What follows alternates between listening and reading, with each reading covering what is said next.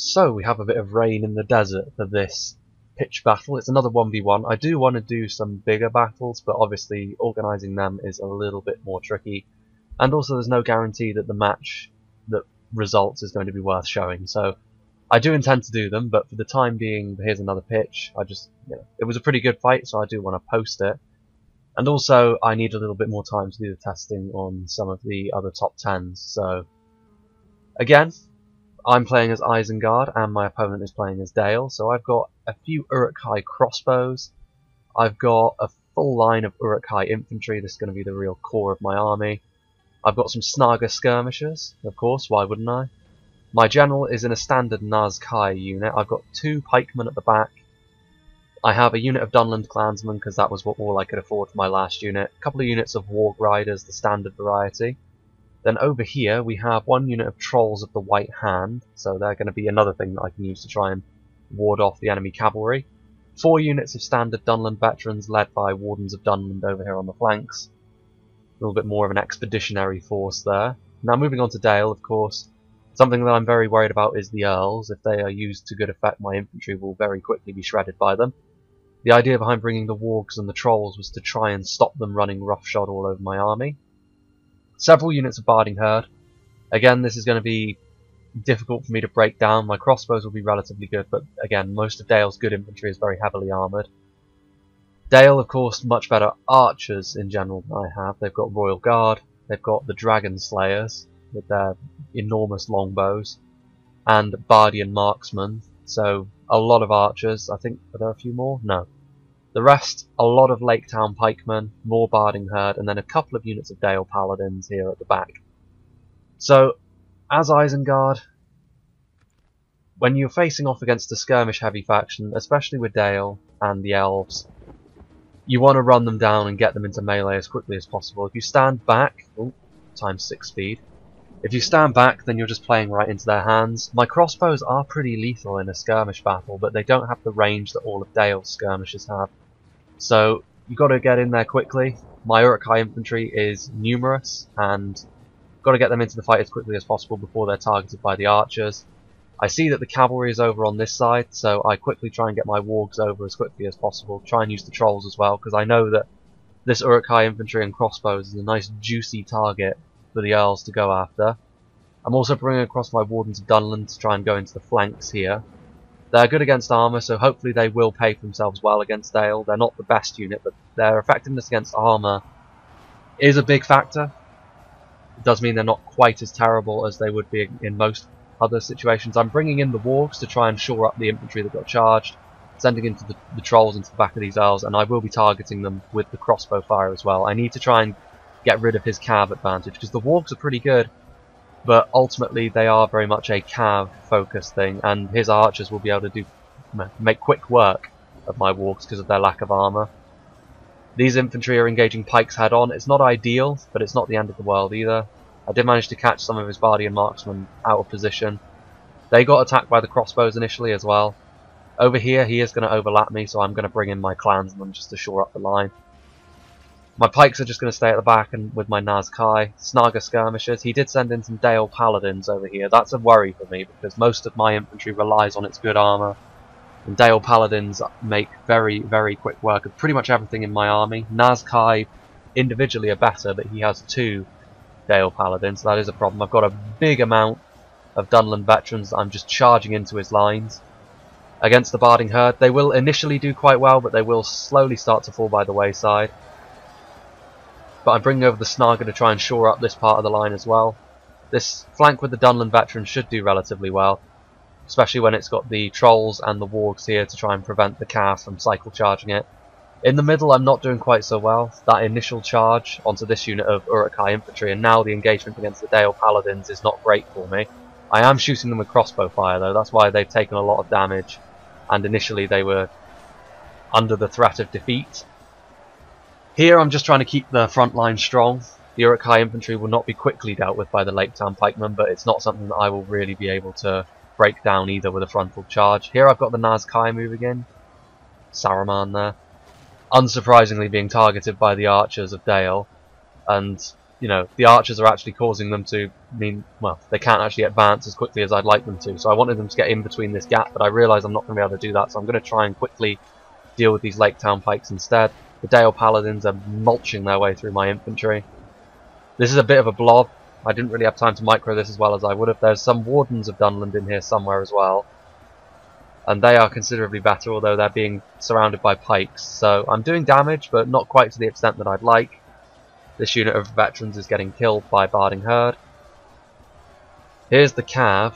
I'm still trying to deal with them with crossbow fire, and also I'm going to try and block them with my trolls and the wargs. There aren't really many wargs left though. Maybe they were attacked by the archers, or maybe they were just outlasted in the initial melee. Up here, oh sorry, my allergies have been really bad today. Over here though, we have the Uruk-hai infantry. Victory seems like a possibility over here. The clansmen are helping to shore up the line. They won't get many kills, but they will at least bog down the enemy infantry. I've done a lot of damage in the skirmish to his Bardian marksman with my crossbows. The crossbows have honestly been super important for me here. If I were the Dale player, I would have targeted them first. I'm also bringing in the pikes to try and make sure that this middle part of the line holds, because the presence of the Dale Paladins means it will buckle at some point. He was able to pretty handily beat my wargs. I was able to kill a few more of them. Still a few trolls in combat. I need to kill them off quickly. If that cav is allowed to run rampant, I will lose the battle. It's got some Dale Paladins surrounding my Dunland veterans, but there are so many here, and they are good versus armour, that they should do a reasonable job here. Up here though, this unit of Barding Herd beat the one unit of Dunland veterans that I had here, despite the Snaga support, and the Snaga are about to be routed in one go, I fear. Oof. They don't react well to a cav charge. I'm trying to get a few javelins off before they inevitably rout, but that does bring them a bit closer to my crossbows, and I have a spare unit of pikes that I can use to try and zone them out. This unit of pikemen continuing to hold. Still got the Nazkai. This unit of pikemen won't be long for this world. This Dale Paladin unit, victory does seem certain. All I need them to do is hold the Dale Paladins back until I have a spare unit to flank them with. Snaga routed. Over here, this is really just a sort of stalemate. I can't break through his units quickly. He can't break through mine at all. Over here, though, is where the battle's going to be decided. I've got this area of the battle locked down now, the middle. He's not going to make much progress. Over here, though, the presence of the cav is a problem. If I lose this flank, it could be disastrous. The Dunland veterans are not an especially durable unit either, so they are susceptible to cav charges. Let's have a look. At the moment I am winning in terms of percentages, but that can rapidly change with how fragile some of my units actually are. Got to keep my pikes in reserve. Also his archers are a real problem. They are going to be difficult to dispel. My crossbows could do a lot of damage to the Royal Guard and the Dale Dragonslayers if I focus them down, but I can't afford to do that with the calves still here. The crossbows and the pikes are my only really reliable way of dealing with these earls. I've still got one troll left alive, and he's doing his best.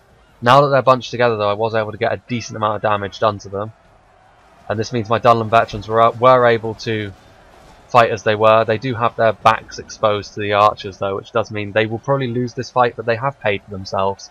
They're a very cheap unit and they've done a good job for me here. The Wardens of Dunland, I think, have long been dead. It's difficult to tell, they've got the same unit model. Oh no, there's still 16 of them. They're the tougher variant. 2 hit points. Meanwhile, over here, these Lake Town pikes still holding the line. Oh, there goes Saruman. He's dead. The Lake Town pikes fighting against the remaining Nazkai and the Uruk-hai infantry. There are still Nazkai here. They're going to lose pretty effectively. My Snaga did actually come back after that charge. There's still some of them left, and they still have ammunition. And over here, I'm starting to lose because of the archers shooting into the backs of my men. So I'm going to try and use the javelins to try and even that fight back up. This middle section here, again, this infantry pike engagement has been going on forever and will continue to do so. The pikes still forming a nice defensive line around my crossbows. He has only 2 earls remaining, and that was a real firing squad moment, so his cav is gone, and that means I can start focusing on his archers with my crossbows. His infantry, really his Dale Paladins, there are still some of them left, but I still have a few Nazkai remaining as well, so it's going to be tight. His Barding Herd, I'm bringing over some pikes to try and sort of make it so they can't advance. I want to get my Nazkai and this small unit of infantry free so I can use them to reinforce where they are needed. This area up here is an area where I'm starting to lose, but he's not going to have enough men to really take advantage of that. The Bardian marksmen doing a lot of damage to my clansmen and my infantry. The Snaga skirmishers, they do some damage, but they're really the lowest tier of javelins. They don't do quite the devastation that the likes of the Shield Maidens do, for example. Shield Maidens are grossly overpowered. Meanwhile, over here, Lake Town pikes against Uruk-hai pikes, both of them under skirmish fire, more so my pikemen it must be said, so the balance of forces is evenly matched. These Dale Paladins try to retreat from the fight, but I am focusing them down, so they're going to have no choice but to engage to try and get some damage done. Over here, there's only one pikeman remaining, or two I should say. Excuse me. And that means my Nazkai and those Uruk-hai infantry are free to engage who they will. Crossbows, still firing in. His archers are now firing at my pikemen as well. There's the Dale Paladins. They're going to try and go in for the kill, but with my Uruk-hai infantry and my Nazkai, I should be able to keep them under control, this small unit. I'd have bunched them together, to be honest with you, because these guys are not going to get anywhere at all. Not with this amount of Uruk-hai around them. Flanking into this unit of pikes is not a bad idea, though. The Dalian Paladins flanking these pikemen will make quick work of them indeed. Over here you can see my crossbows have been focusing down the Dale Dragon Slayers, and they've done a huge amount of damage with all three of them firing at the same target. I've moved on to the Royal Guard because now they're a bigger unit, so it's more worth my time trying to do damage to them. I am still ahead in terms of the percentages by 4%. It's still close, but the quality of my troops... Oof, a headshot. There goes the Dale General. The quality of my troops should shine through. I am losing over here though, and he does have a few Barding Herd still remaining. The Snaga are doing their best to try and kill as many as they can. Over here, these Lake Town Pikes' defeat is starting to look more like a possibility. My Uruk-hai infantry is finally starting to wrap around them. Those Dale Paladins are routing. The Royal Guard are trying to get into melee, but ultimately the enemy is running out of men, whereas as an Orc faction I have plenty of units that can be used as fodder. Look at all those Dunland veterans, all of them dead. But they did their job well, actually. They were probably the most cost-effective unit aside from my crossbows that I had on the field.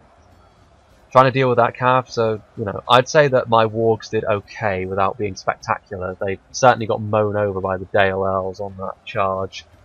But they at least made it so there was less of them, so the crossbows had an easier time. There's a rout from the Lake Town Pikes.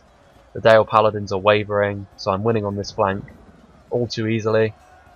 Those Barding Herd are routing. All of his units are routing, and he hit to defeat.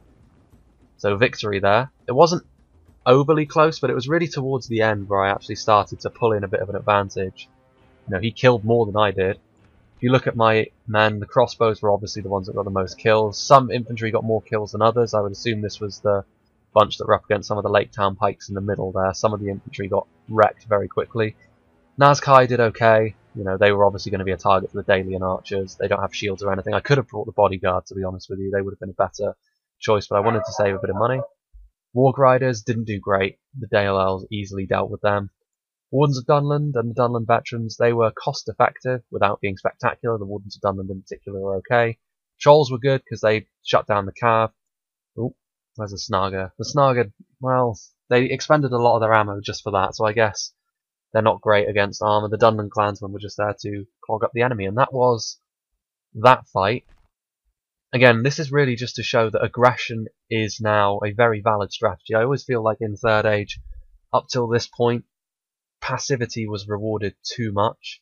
I will say that the aggression is a little bit over-focused on mounted units, but this battle did show that you don't have to completely depend on mounted units in order to pull off an aggressive victory, and not a bad aggressive victory either. It wasn't overly close. It could have gone either way in the middle, but towards the end, my numbers began to tell. So that's Isengard against Dale, and I hope you enjoyed this one, and hopefully I'll be able to get some bigger battles going in the near future, and hopefully I'll be able to get the Shock Infantry top 10 out within the next few days. And I hope you enjoyed.